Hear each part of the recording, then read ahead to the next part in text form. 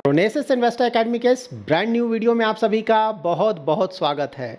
किसी भी कंट्री का सेफेस्ट इन्वेस्टमेंट प्रोडक्ट क्या होता है? देखिए, कोई भी कंट्री जो डेट इशू करती है ना, उसे ही हम सेफेस्ट इन्वेस्टमेंट प्रोडक्ट बोलते हैं उस कंट्री का। ये डेट क्या होता है, गवर्नमेंट का डेट क्या होता है? तो देखिए, दुनिया में ज़्यादातर जो देश हैं उनके पास इतना पैसा नहीं है कि वो देश को सही से चला सके। तो देश को चलाने के लिए ज़्यादातर जो गवर्नमेंट है वर्ल्ड में वो लोन लेती है और उस लोन से देश को चलाया जाता है। ठीक है, इंडिया में भी वही है।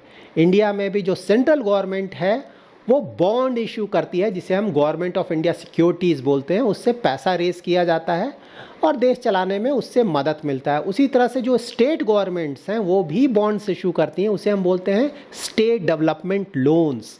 उस पैसे से भी वो अपना रिस्पेक्टिव स्टेट को चलाती हैं।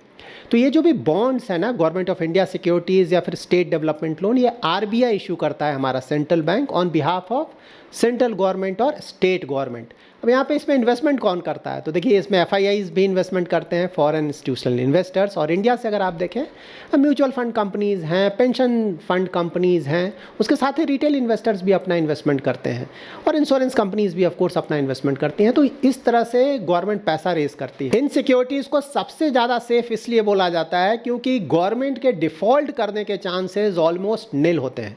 मैं ऐसा नहीं बोल रहा हूँ कि नहीं होता है। एक्सेप्शनल केसेस में वर्ल्ड में अगर आप देखेंगे तो कहीं कहीं गवर्नमेंट ने भी डिफ़ॉल्ट किया है, लेकिन हाँ, चांसेस काफ़ी कम होते हैं।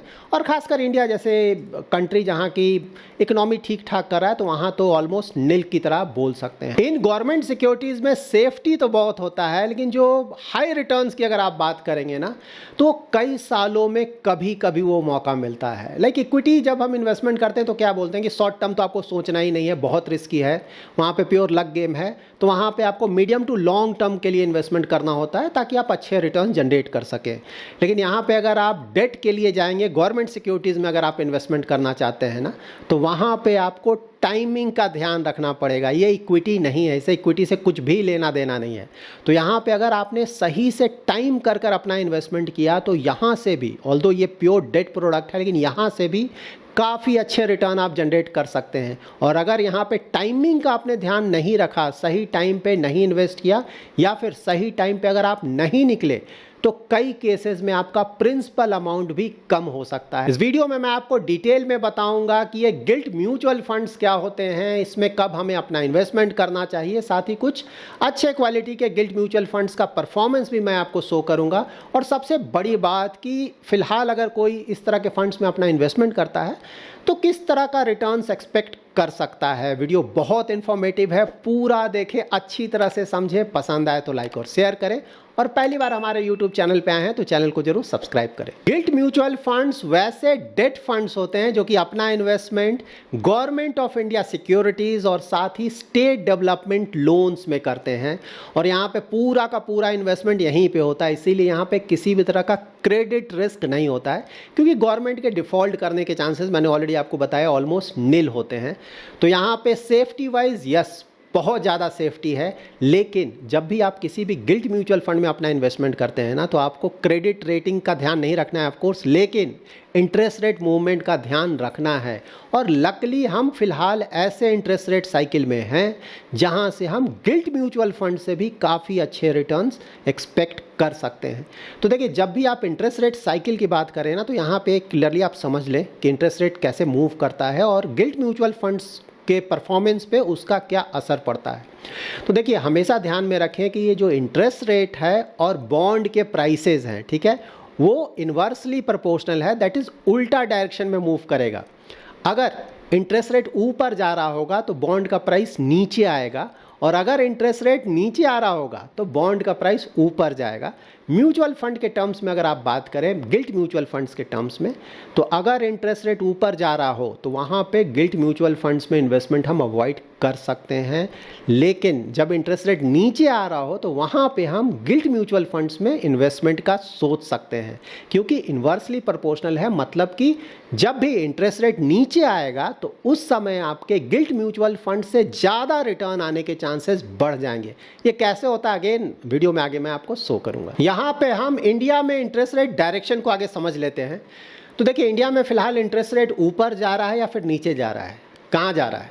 देखिए यूएस में रिसेंटली 50 बेसिस पॉइंट का रेट कट हुआ है और वहाँ पे इंटरेस्ट रेट लगातार नीचे आ रहा है। उसी तरह से इंडिया में भी अगर आप देखें तो इंटरेस्ट रेट नीचे आ रहा है। इंटरेस्ट रेट नीचे आ रहा है, मैं क्यों बोल रहा हूँ?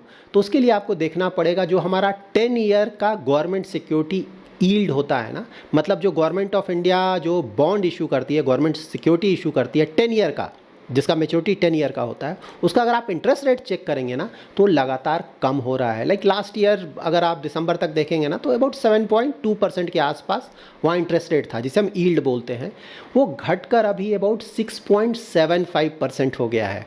और अभी आरबीआई ने रेपो रेट घटाना शुरू भी नहीं किया है। लेकिन हाँ, इंडिया में इन्फ्लेशन बहुत तेज़ी से कम हो रहा है, तो यहाँ पे हम एक्सपेक्ट कर सकते हैं कि यूएस ने भी रेट कट कर दिया है, तो इंडिया में भी जल्दी ही रेट कट स्टार्ट होगा। और जब आरबीआई रेट कट स्टार्ट होगा तो ये जो हमारा इंटरेस्ट रेट है ना 10 ईयर का, जो कि अभी 6.75 है, वो और भी कम होगा। वो 6.5 भी जाएगा, 6% भी जाएगा और शायद 6% से नीचे भी जा सकता है। आपको टाइम लगेगा, इमीडिएटली मैं नहीं बोल रहा हूँ, टाइम लगेगा, लेकिन हो सकता है। और जब भी वैसा होगा उस समय आप वैसे डेट पेपर से, वैसे डेट म्यूचुअल फंड से जहाँ की मॉडिफाइड ड्यूरेशन ज़्यादा है, आप काफ़ी ज़्यादा रिटर्न एक्सपेक्ट कर सकते हैं। यहाँ पे एक टर्म आया है मॉडिफाइड ड्यूरेशन। तो देखिए अगर आप डेट में अपना इन्वेस्टमेंट करना चाहते हैं, डेट म्यूचुअल फंड्स में अपना इन्वेस्टमेंट करना चाहते हैं, तो मॉडिफाइड ड्यूरेशन को आप अच्छी तरह से समझ लें। इसके बाद आपका डेट इन्वेस्टमेंट बहुत आसानी से हो जाएगा। तो देखिए मॉडिफाइड ड्यूरेशन का मतलब ये हुआ कि अगर इंटरेस्ट रेट में 1% का चेंज आता है तो उसके कारण जो बॉन्ड का प्राइस है उस पर कितना चेंज आएगा। ठीक है, इसे यहाँ पे मैं अच्छी तरह से आपको समझा देता हूँ। देखिए ऊपर मैंने क्या लिखा है, चेंज इन बॉन्ड प्राइस, तो इज इक्वल टू क्या है, modified duration into percentage change in interest rate. यहाँ पे देखिए मॉडिफाइड ड्यूरेशन से पहले मैंने माइनस रखा है, वो इसलिए क्योंकि इंटरेस्ट रेट और बॉन्ड का जो प्राइस है वो इन्वर्सली प्रोपोर्शनल होता है, दैट इज़ उल्टे डायरेक्शन में मूव करता है, इसीलिए मैंने नेगेटिव रखा है। तो इस फार्मूला को आप याद कर लें और उसके नीचे देखें, यहाँ से आपको क्लियरली पता चल जाएगा कि मैं क्यों बोल रहा हूँ कि अभी जो समय है इंडिया में वो गिल्ट म्यूचुअल फंड्स या फिर वैसे डेट फंड जिसमें मॉडिफाइड ड्यूरेशन ज़्यादा होता है वहाँ इन्वेस्टमेंट करने का सही समय है। तो देखिए फर्स्ट एग्जांपल आप देखें, एमडी का मतलब हुआ मॉडिफाइड ड्यूरेशन।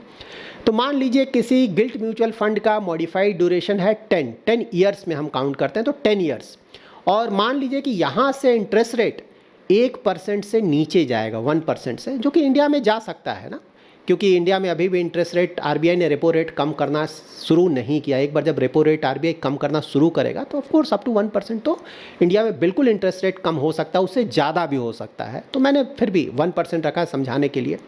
तो यहाँ पे देखिए अगर मॉडिफाइड ड्यूरेशन किसी भी गिल्ट म्यूचुअल फंड का 10 है और इंटरेस्ट रेट 1% से नीचे जाता है तो देखिए बॉन्ड प्राइस पे क्या फ़र्क पड़ेगा। तो यहाँ देखिए -10 इंटू -1%, क्योंकि इंटरेस्ट रेट नीचे जा रहा है इसीलिए मैंने -1% लिया है। तो यहाँ पे देखिए change in the bond price क्या हुआ, 10%।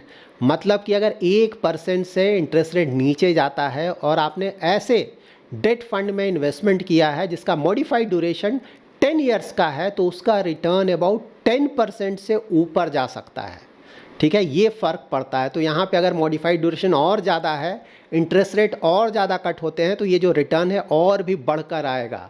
लेकिन हाँ, यहाँ पे ये भी ध्यान में रखना है कि इसका जो रिवर्स है, उल्टा है, वो भी होता है।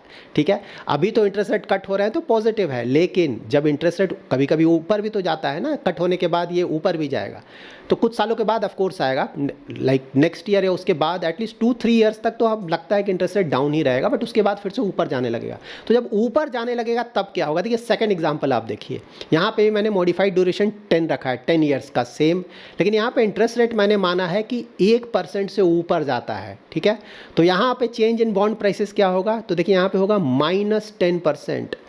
तो अगर आपने ऐसे बॉन्ड फंड में अपना इन्वेस्टमेंट कर दिया जिसका मॉडिफाइड ड्यूरेशन बहुत ज़्यादा है और इंटरेस्ट रेट ऊपर जाने लगा, तो वहाँ पे आपको रिटर्न्स काफ़ी कम आएंगे और कुछ केसेस में आपको निगेटिव रिटर्न्स भी आ सकते हैं।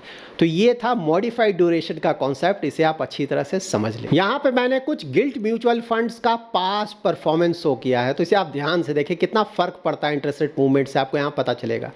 देखिए इनका अगर आप 1 ईयर का रिटर्न देखेंगे इन फंड्स का ना, तो आपको आसानी से 10, 11, 12% का रिटर्न दिख रहा है लास्ट 1 ईयर का। लेकिन 3 ईयर्स का अगर आप रिटर्न देखेंगे तो अबाउट 6-7% का ही रिटर्न है। वो इसलिए क्योंकि उस समय इंटरेस्ट रेट ऊपर था। ये जो इंटरेस्ट रेट डाउन होना शुरू हुआ है वो मोस्टली लास्ट 1 ईयर से ही शुरू हुआ, इसीलिए लास्ट 1 ईयर का रिटर्न आपको ज़्यादा देखने को मिल रहा है।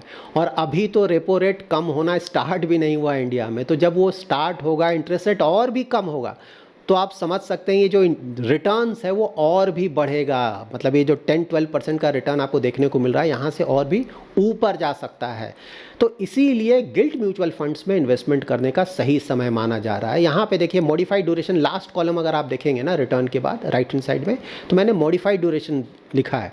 अब देखिए रिटर्न और मॉडिफाइड ड्यूरेशन का क्या कोरिलेशन है, आपको क्लियरली पता चल जाएगा।